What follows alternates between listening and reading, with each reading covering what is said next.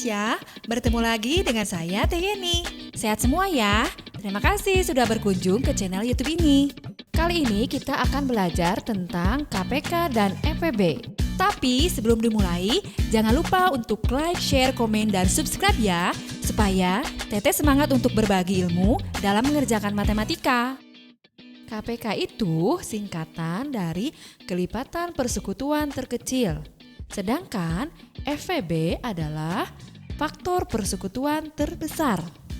Sebagai contoh, Teteh akan memberikan soal carilah KPK dan FEB dari 12 dan 18.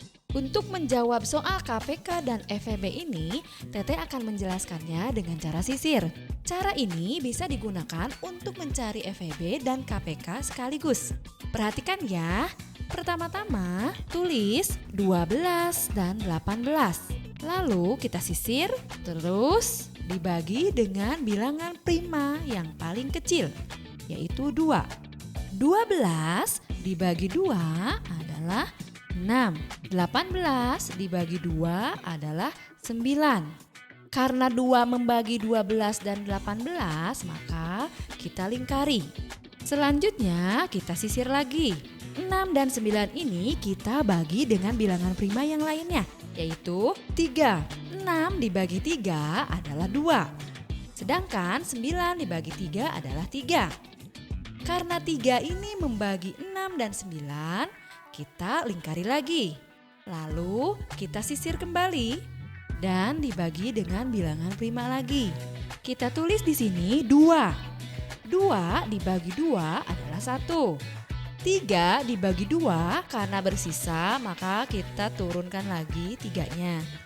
Nah, sekarang karena dengan cara sisir ini mengharuskan angka terakhir harus 1 dan 1, maka 3 pun harus dibagi dengan bilangan prima yang menghasilkan 1, yaitu 3. Jadi 1 dibagi 3, karena ini sudah 1, tulis lagi 1, lalu 3 dibagi 3 adalah 1.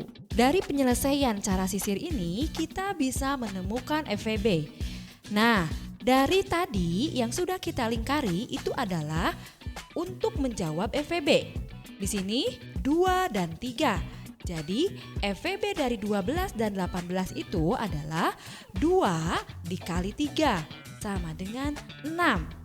Sedangkan untuk mencari KPK-nya, kita kalikan semua pembagi yang ada di sini.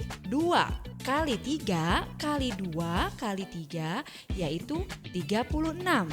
Maka KPK dari 12 dan 18 itu adalah 36.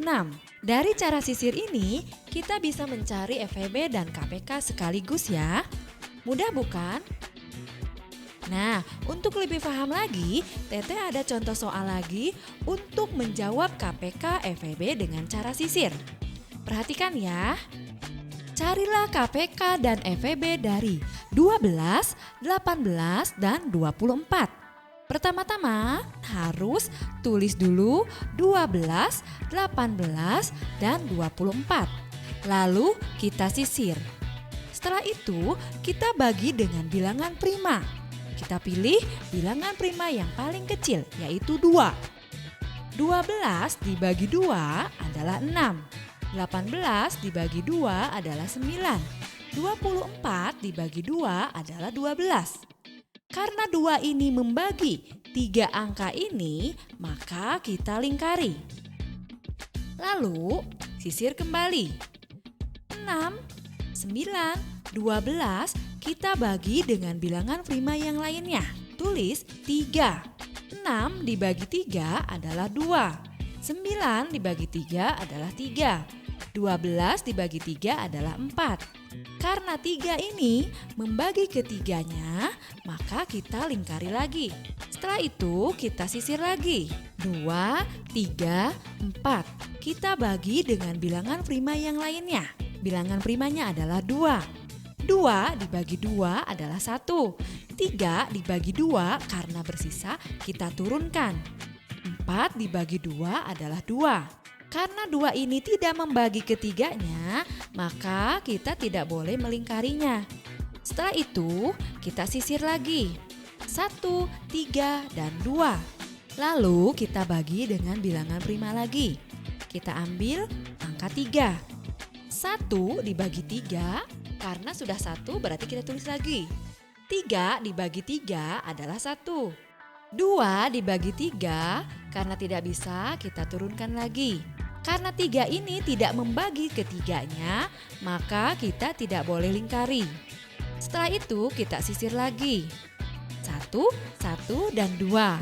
Karena syarat dari cara sisir ini yang dibagi harus menjadi faktor terkecilnya yaitu 1, maka yang ini kita turunkan lagi. Dan untuk bilangan 2 ini kita bagi dengan bilangan prima yaitu 2 supaya menghasilkan 1. Di sini sudah jelaskan, udah 1, 1, 1. Kita lihat dari atas yang sudah kita lingkari untuk mencari FEB. Jadi FEB dari 12, 18, dan 24 adalah 2 kali 3 yaitu 6. Sementara untuk mencari KPK dari 12, 18, dan 24 adalah semua bilangan ini kita kalikan. 2 kali 3 kali 2 kali 3 kali 2 yaitu 72. Atau kita tulis dengan perpangkatan. Di sini 2-nya ada 3. Kita tulis 2 pangkat 3 dikali. 3-nya kan ada 2 ya. 3 pangkat 2. Yaitu 2 pangkat 3 itu berarti 8. 3 pangkat 2 itu adalah 9. Jadi 8 kali 9 adalah 72. Untuk lebih memahami lagi tentang soal FEB dan KPK, Tete punya soal cerita yang berhubungan dengan FEB. Seorang pedagang parsel akan membuat bingkisan yang berisi 3 jenis buah. Pedagang itu memiliki 45 buah jeruk, 75 buah kelengkeng, dan 30 buah mangga. Berapa banyak bingkisan yang dapat dibuat jika setiap bingkisan berisi jenis buah yang sama banyak? Untuk penyelesaian soal cerita ini, kita buatkan dengan cara sisir juga. Nah, karena ini berhubungan dengan soal FEB, maka kita tulis 45, 75, dan 30. Lalu kita sisir. Setelah itu, kita bagi dengan bilangan prima.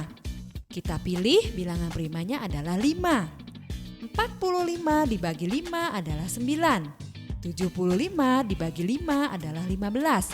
Dan 30 dibagi 5 adalah 6. Karena 5 membagi 45, 75, dan 30, maka kita lingkari. Setelah itu, kita sisir lagi. Kita bagi dengan bilangan prima lagi.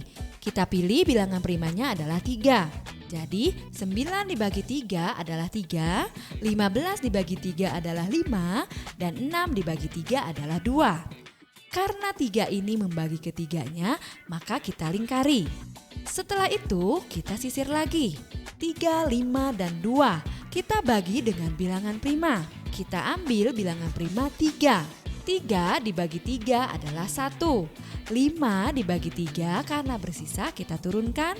Dan 2 dibagi 3 karena tidak bisa kita turunkan lagi.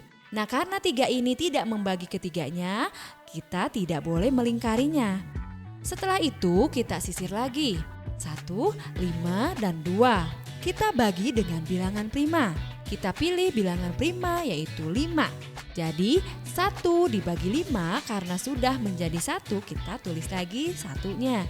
5 dibagi 5 adalah 1, sedangkan 2 dibagi 5 karena tidak bisa kita turunkan ya 2-nya. Setelah itu kita sisir lagi. Yang sudah menjadi 1 kita turunkan. Lalu si 2 ini supaya menjadi 1 kita bagi dengan bilangan prima 2. Jadi 2 dibagi 2 adalah 1. Nah, karena 2 ini tidak membagi ketiganya, kita pun tidak boleh melingkarinya. Karena di sini yang kita cari tentang FEB, maka 5 dan 3 yang sudah kita lingkari kita kalikan. Jadi FEB dari 45, 75, dan 30 adalah 15. Jadi banyak bingkisan yang dapat dibuat adalah 15 bingkisan. Selanjutnya, di sini Tete punya soal cerita yang berhubungan dengan KPK.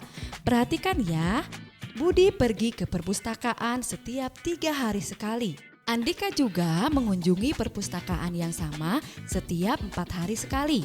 Tanggal 25 Oktober 2020 mereka bertemu di perpustakaan. Tanggal berapa mereka akan bertemu kembali di perpustakaan?